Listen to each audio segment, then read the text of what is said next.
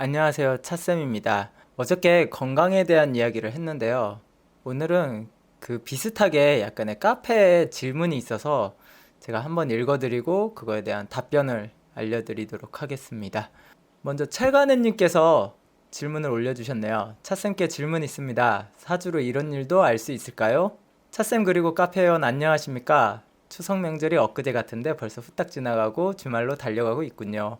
나이가 50을 먹으니 정말 어르신들이 말씀하신 세월이 유수와 같다는 뜻이 가슴에 화살처럼 매일 꽂힙니다. 차쌤이 첫 팟빵을 하실 때 그전부터 사주에 관심이 많아서 이 책 저 책 사서 공부해 보려다가 천간과 지지도 못 외우고 지금까지 때려쳤는데 좀 어렵죠. 처음에 이 사주라는 건요. 처음에 접근이 굉장히 어려워요. 그래서 뭔가 독학을 하기가 굉장히 어렵습니다. 그렇다고 해서 괜히 엉뚱한 데서 배우면요. 이건 초반이고 뭐고 간에 이 마무리가 안 돼요. 그러면. 그렇기 때문에 좀 제대로 좀 배워보시길 원합니다. 저는 좀 배우시려면. 차쌤의 팟빵을 다시 들으니 그게 벌써 4년 전이더군요. 조금씩이라도 도전을 해볼 걸. 지금까지 뭘 한 건지. 그쵸. 제가 방송을 한 지가 지금 4년 반이 넘었어요. 지금 만으로 거의 5년 돼 가고 있습니다. 지난번에도 지금 질문을 드리는 내용을 썼다가 가슴 아픈 분들이 계실 것 같아서 지웠는데요. 이렇게 생각하시는 분들이 많거든요. 뭔가 가슴이 아플 것 같아서, 가슴 아픈 분들이 계실 것 같아서. 근데 사실 그런 자세는 좋지 않아요. 진짜 학문적인 것을 올리거나 배우고자 하는 학생의 마음에서는 좋은 게 아닙니다. 왜냐면 가슴 아픈 것 때문에 연구를 못 한다는 건 의미가 없습니다. 예를 들어서 생각해 볼까요? 우리 가족이 암이라는 병에 걸렸어요. 그래서 나는 이걸 치료하고 싶은데 의사들이 이걸 연구를 안 해요. 암 환자들 가슴 아플까봐. 말이 되는 얘기라고 생각하세요? 그렇잖아요. 오히려 가슴이 타인이 아플 것 같으면 더욱더 그것을 더 연구하고 이게 놀리는 게 아니잖아요. 더 치료할 방법, 예방할 방법을 더 연구하고 생각하고 질문을 하고 토론을 해야 되는 겁니다. 그리고 그것을 단순히 저 사람 가슴 아플까봐 오히려 입 닫고 있거나 모르는 척 하는 거는 더 문제가 크다라고 생각이 들어요. 라이브 방송의 내용처럼 부모님의 사주를 보면 자식에 대한 사주가 거의 다 나온다는 말씀에 문의드려 봅니다. 우리 주위를 살펴보면 몸이 불편한 아가들이 태어난 집도 있고 한데 이런 아가들의 부모님의 운명도 사주에 나와 있을까요? 제 친구가 몸이 쌍둥이인데 한 명만 몸이 불편하게 태어났습니다. 약간 이 말이 조금 이해가 전참 조금 안 돼요. 아가들이 불편한 아가들이 태어난 집안도 있고 한데 이런 아가들의 부모님의 운명도 사주에 나와 있을까요? 아가들의 부모님의 운명? 아무튼 이거는 제가 이따가 이야기로 풀어드릴게요. 그리고 이건 제 다른 친구의 일인데요. 자전거를 타고 내리막길을 가다가 나타나 차량에 급정지를 하게 되어 자전거의 앞으로 몸이 튀어나가서 목 신경을 다쳐 목 이하 전신을 다 못 쓰게 된 지 5년 정도 됩니다.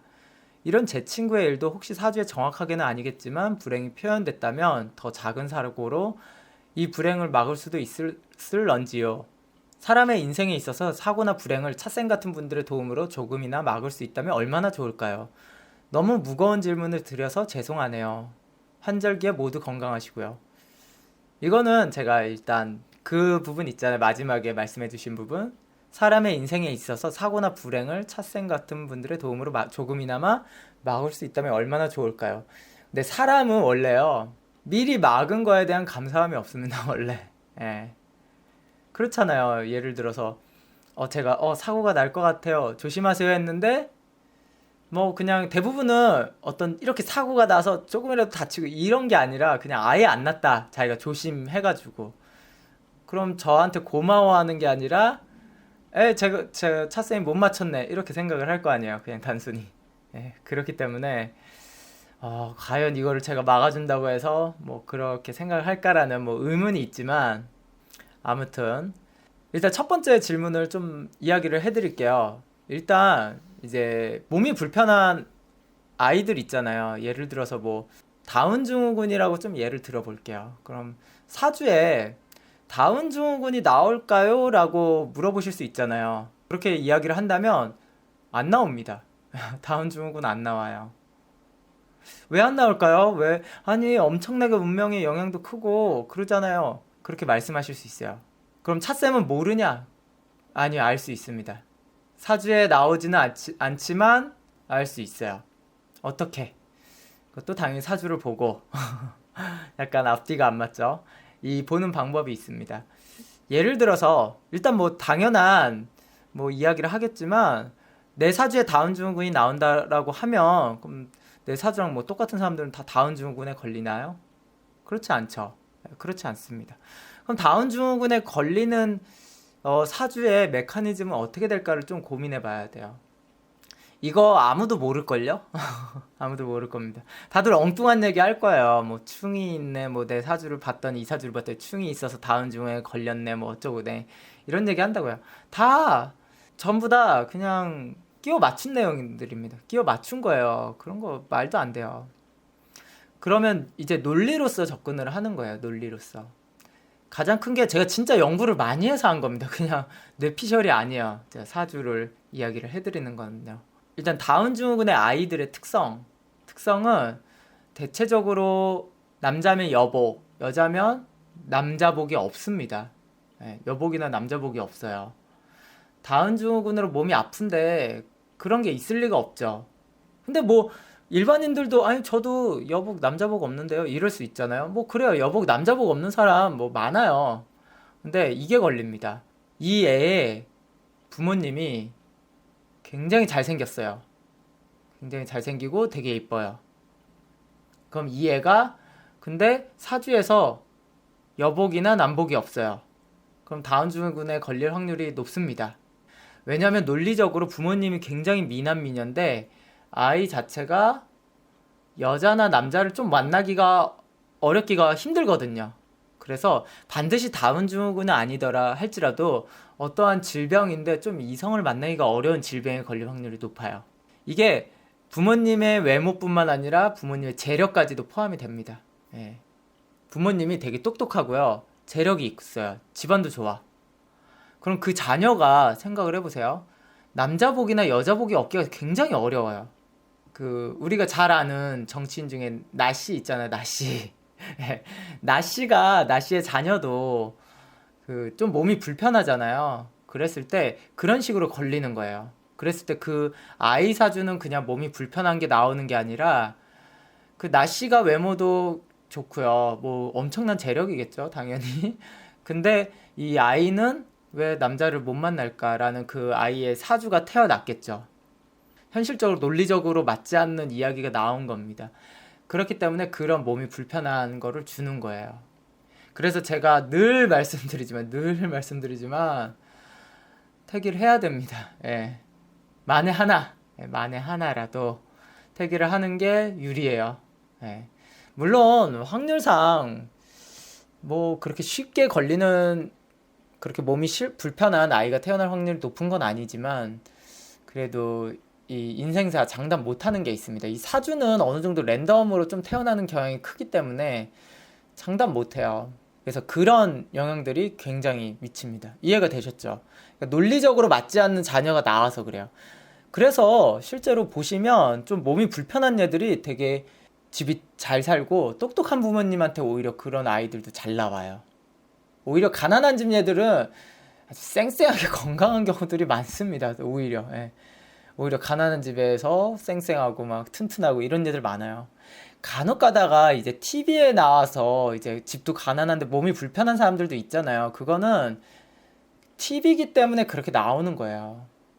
우리가 가난하기 때문에 TV에서 그걸 조명시켜가지고 그걸 더 부각시키는 것 뿐입니다. 원래는 부잣집 아이들이 더 많아요. 그런 아이들이. 아니, 부잔데 TV에 나오는 게 이상하잖아요. 몸이 불편하다고. 그러면 왜냐면 이 시청자들은 공감을 못하기 때문에 그냥 TV에 나올 이유도 없는 거예요. 그런 돈 후원 안 받아도 집이 괜찮기 때문에 그렇기 때문에 그렇죠. 옛날 이야기들 있잖아요. 뭐 약간 드라마나 어떤 이야기 속에서 옛날에 양반집이 있었는데 양반집 딸 얼굴이 막 곰보가 엄청 많아. 그래서 시집을 못 갔대. 막 이런 스토리들 있잖아요. 그런 게 바로 이런 부분이 작용하는 겁니다. 부모님은 양반이고 그런데 그냥 단순히 이 사주에는 그냥 남편복만 굉장히 없어. 남자를 만나기가 굉장히 어렵게 돼 있다. 라고 했을 때 그런 형태로 발현되는 게 있습니다. 사주는 자기 사주만 보고 보면 못 봐요. 그러니까 사람들의 가장 큰 착각이에요. 내 이야기에 내 모든 정보가 다 들어있을 거라고 생각해. 내 모든 정보. 그렇지 않습니다. 어떤 특정한 나만의 이야기의 정보가 있고요. 근데 혼자 사는 게 아니잖아요, 사람은. 그렇기 때문에 이런 가족들 간의 정보까지도 그거를 추려내서 봐야 됩니다.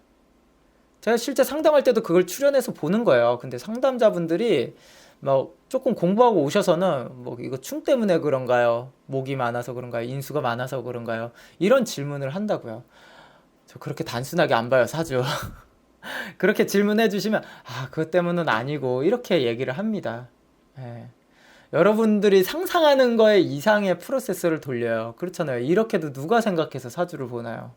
지금 한 가지 이 질문에만 이렇게 드린 거지, 다른 또 되게 다양한 질문들도 다 이런 식으로 봅니다.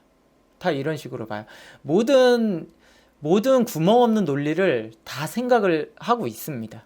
근데 내 사주만 보고 뭐 진짜 몸이 불편하다, 다운증후군이다 이런 거 나오면 그거는 말도 안 되는 거예요. 예, 그게 나올 수가 없어요, 그렇게. 그럼 진짜로 생년월일시 똑같이 분초까지 똑같은 사람도 있을 수 있거든요. 전 세계로 따지면 그 사람들 다 뭐 몸이 불편하거나 그래요? 그렇지 않아요. 그렇게 따지면 우리 일반 사람들 있잖아요. 정상인 사람이 없어요. 정상인 사람이. 그리고 다음 질문을 볼게요. 자전거를 타시다가 모기와 전신을 못 쓰게 됐대요. 사고 때문에. 이런 분의 얘기는 이분의 사주에서는 아마 미세하게 나올 거예요. 미세하게. 좀 이렇게 나오겠죠. 그냥 성향으로 조금 더 나오겠죠. 그냥 조금 더 조심성이 없고 조금 더 달리는 걸 좋아하고 그런 거에 따른 그런 거의 성향 정도로 나오고요. 결국에는 이분이 몸이 불편하면은 가장 큰 고생을 하는 거는 이 당사자가 아니에요. 사실 가장 괴로운 사람은 가족입니다.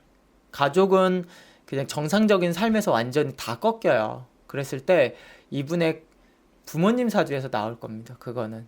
근데도 안 나올 수도 있어요. 부모님이 정말 쓰레기라서 그냥 도망갔다. 막 이런 타라면 안 나올 수도 있습니다. 근데 일반적으로 그런 부모님들은 거의 흔하지 않기 때문에 대부분 부모님 사주에서 이런 식으로 자녀가 이런 형태로 나올 거예요. 아니면 형제 사주에서 나올 겁니다. 되게 흔한 일상이 아니기 때문에 이게 더 이런 식으로 사고가 나서 이렇게 크게 다치는 건 흔하지 않아요. 그래서 그냥 제가 단번에 이것만 보고 딱 맞추긴 좀 쉽진 않아요. 만약에 이분에 대해서 더 알려고 하면은 이분에 연관된 사람을 많이 훑어봐야 됩니다. 그러면 찾을 수 있을 것 같아요. 아무 말을 안 해도. 예를 들어서 이분이 결혼도 했다. 남자분인데 이렇게 자전거를 타셨어요. 근데 결혼도 했어요. 자녀도 있어요. 와이프도 있겠죠. 그리고 이분의 부모님 있겠죠. 형제 있겠죠. 이 연관된 사람 다 보면 안 나오지가 않아요. 나와요. 네, 나옵니다. 근데 제가 상담할 때는 보통 이렇게 결혼하신 분이면 와이프랑 자녀 보잖아요. 이러면 이 정도만 봐도 거의 8, 90%는 알 수 있을 것 같아요.